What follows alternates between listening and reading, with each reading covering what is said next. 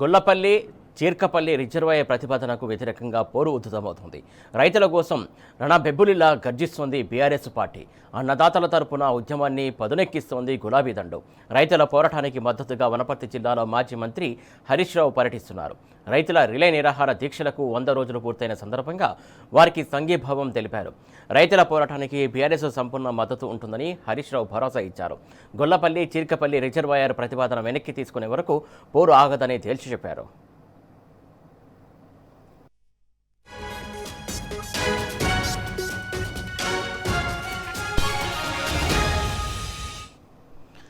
ఇటు గొల్లపల్లి రిజర్వాయర్ ప్రతిపాదన పైన రైతులు తీవ్ర ఆగ్రహం వ్యక్తం చేస్తున్నటువంటి అంశం, దీనికి మద్దతుగా హరీష్ రావు కూడా పర్యటించినటువంటి అంశం, దానికి సంబంధించి పూర్తి అప్డేట్స్ మా కరెస్పాండెంట్ నరేష్ అందిస్తారు. నరేష్, చెప్పండి.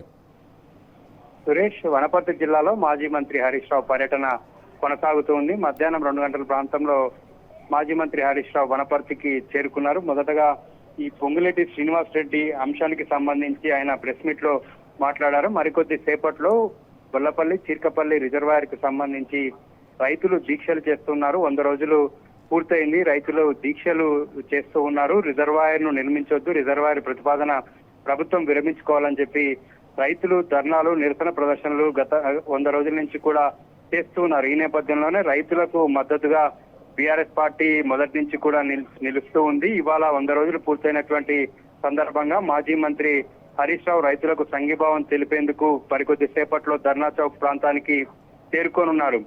మొదటగా ఎద్దుల రిజర్వాయర్ కు సంబంధించి ఈ గొల్లపల్లి చీర్కపల్లి రిజర్వాయర్ నిర్మిస్తే ఎక్కడైతే ఆయకట్టు ఇద్దామనుకుంటుందో అదే ఆయకట్టుకి గతంలోనే 10 ఏళ్ల క్రితమే బీఆర్ఎస్ పార్టీ అక్కడ ఒక ఏదుల రిజర్వాయర్ ను నిర్మించడం, దానికి తూమును కూడా ఏర్పాటు చేసింది. ఆ తూము నుంచి 20-30 వేల ఎకరాలకు కూడా సాగునీరుని అందించేటటువంటి అవకాశం ఉంది. అయినప్పటికీ కూడా ఆ ఏదుల రిజర్వాయర్ కు నీటిని తీసుకొచ్చేటటువంటి అంశాన్ని గాలికి వదిలేసినటువంటి కాంగ్రెస్ ప్రభుత్వం మరో రిజర్వాయర్ ని ఏదుల రిజర్వాయర్ కానుకొనే మరో రిజర్వాయర్ ను నిర్మించాలనేటువంటి ప్రతిపాదనను తెర మీదకి తీసుకొచ్చింది. ఇప్పటికే ఏదుల రిజర్వాయర్ లో కొంత మేర రైతులు భూములు కోల్పోయారు. మరోసారి అదే రిజర్వాయర్ పక్కన దాదాపు 7 టీఎంసీల సామర్థ్యం ఉన్నటువంటి అతి పెద్ద రిజర్వాయర్ పక్కన మరొక చిన్న రిజర్వాయర్ ను నిర్మించడాన్ని బీఆర్ఎస్ పార్టీ కావచ్చు, ఇక్కడ ఉన్నటువంటి స్థానిక రైతులంతా కూడా తీవ్రంగా వ్యతిరేకిస్తూ ఉన్నారు.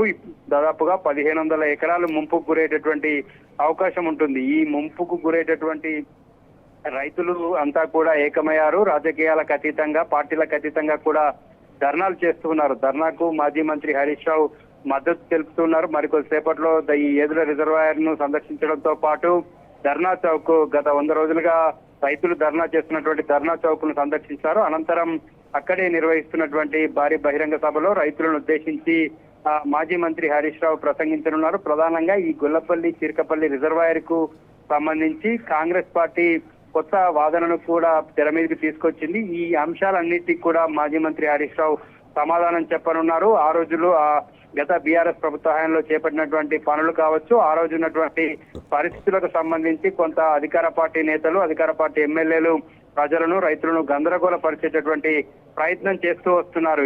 వీటన్నిటికి కూడా మాజీ మంత్రి హరీష్ రావు సమాధానం ఇవ్వనున్నారు. మాజీ మంత్రి హరీష్ రావుతో పాటు మాజీ మంత్రులు నిరంజన్ రెడ్డి, శ్రీనివాస్ గౌడ్, లక్ష్మారెడ్డితో పాటు ఉమ్మడి జిల్లా మాజీ ఎమ్మెల్యేలంతా కూడా ఒక బహిరంగ సభలో పాల్గొనున్నారు. సురేష్,